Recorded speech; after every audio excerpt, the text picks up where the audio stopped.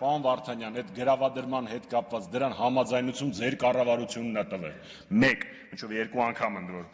Երկրորդ, մինչ օրս վերջին շրջանում էլեկտրաէներգիան թանկացել է 4 քանի դրամով։ Դրա մեջ հեծի մասնաբաժինը 0 է։ Այսինքն այն,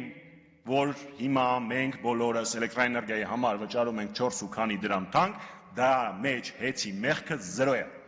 Շարունակեմ գործընկերներիս ասածը թանկանալու հետ կապված։ Աշխարհում շատ քիչ երկրներ կան, որտեղ հեծը կամ նմանօրինակ կառույցները ազգայնականացվում են։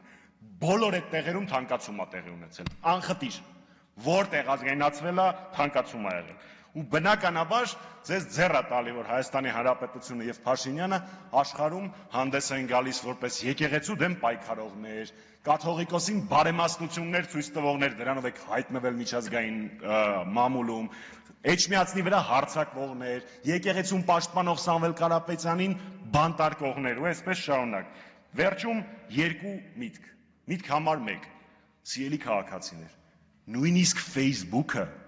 համարում է, որ Նիկոլ Փաշինյանը իրավունք չունի լինել Facebook-յան օգտատեր ու բլոկում է իր գրածները։ Իսկ մենք իրան հանդուրժում ենք Հայաստանի Հանրապետության վարչապետի պաշտոնին։ Եվ երկրորդը, լավ հիշեք, Հայաստանի Հանրապետությունում կա մի բան, որը պետք է շտապ ազգայնացնել, դա վարչապետի աթոռն է։ Շնորհակալություն։